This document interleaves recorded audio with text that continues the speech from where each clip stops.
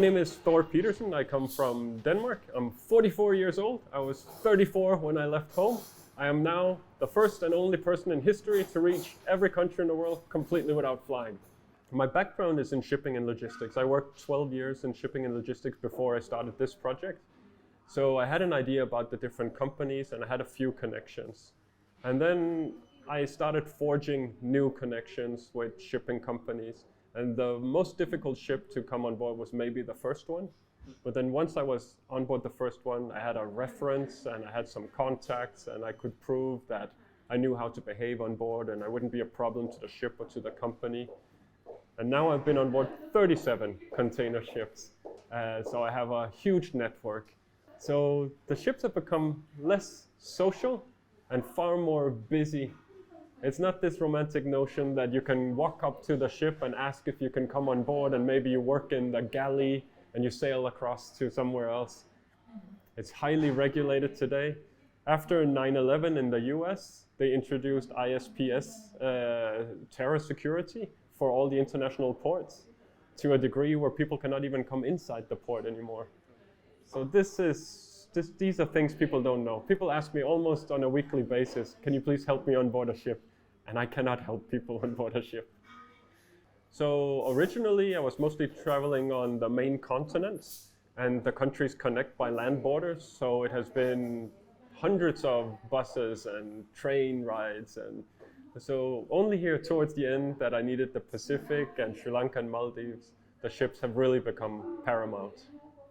Most people, they identify two types of travel, either holiday vacation travel, and this is your own time, your own money, you do whatever you want, you go wherever you want. And the other is work-related travel. So then someone else is paying, but you also have something you have to do. You go to meetings and conferences, you go through the airport, you don't go to museums and nice places and so on, you just do what you're supposed to do. So people, they look at what I'm doing and they say, well, there's no job called going to every country in the world without flying. So it cannot be work-related, it must be holiday-related. But the amount of work and commitment that goes into what I'm doing means that it's definitely work-related, just not in the sense that people understand. So I certainly wouldn't recommend what I have done. That's in the extreme category. But I would encourage anyone in the world to cross borders and go and see countries and meet people and see places and experience being a guest in a foreign country and being under their best behavior and learning about people and culture and history in the world. 2020 would have been the year where I would have returned back home. Well, everybody has a story now with the pandemic. And my story is that I was in the Federated States of Micronesia, which is an island nation in the North Pacific. And my next country was Palau, another island nation in the Pacific. So I needed to get there. And the shipping company I was collaborating with, they said, we do not have a direct connection, but we can bring you up to Hong Kong, then you wait for 4 days, and then we bring you with a second ship to Palau. And I said, fine. So we go up to Hong Kong, and I ended up being in Hong Kong for 2 years. And the main reason is that all the remaining island nations I needed to visit in the Pacific, they closed their borders and they were not opening up for anything. So I couldn't get inside the countries. And the shipping industry was having a hard time doing crew rotations. And for sure they were not taking a passenger because that was just extra trouble for them. So I couldn't get on the ships, I couldn't get inside the countries. And so many different people, ethnicities and religions and political ideologies. And across all of that, people love good food. People, they care about family. People like music. They like sports, either to do sports or follow sports. People don't like to get stuck in traffic. People don't like when the weather is bad. People, they like to be acknowledged.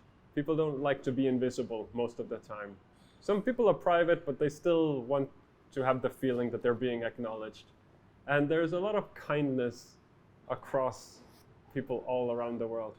So if you meet someone and you avoid talking about politics and you avoid talking about religion, you just talk about ordinary human stuff, everyday life stuff, you'll find that there isn't much that differs between people all around the world, that people are just people everywhere you go.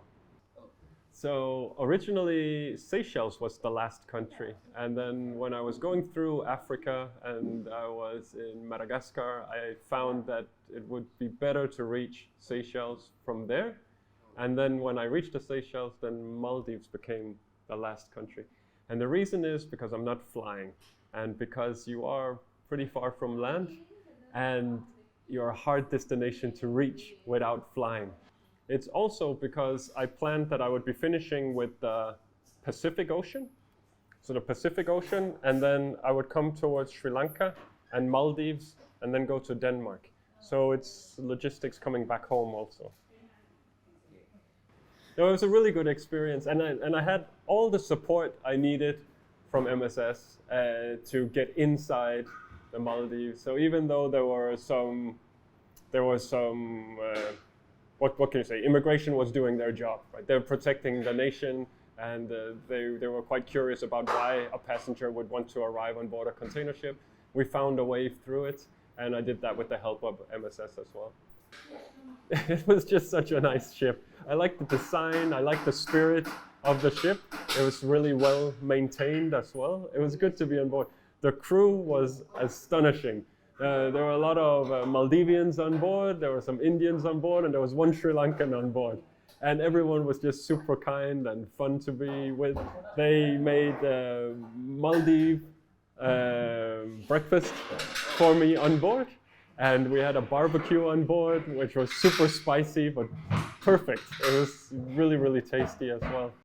Island mentality is a special thing altogether, and people, they should certainly get out to sea and visit some of those island nations to try to get behind the understanding of countries which usually come from people who eat a lot of fish and spend a lot of time in boats and community and tradition. So I think the ship that is taking me back to Sri Lanka is leaving on June 11th. And we're going to have a small celebration here at Oblu Experience Isle of Fushi, which you're more than welcome to include.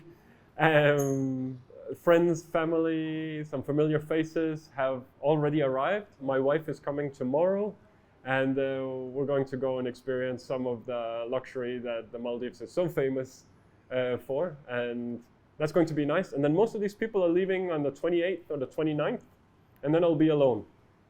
And then it is my intention to get away from this mini Manhattan and get away from the resorts and see these fish-loving people and see how people they are living and which songs they're singing and what the humor is like and what the hospitality and the traditions and the kindness is like on some of the local islands.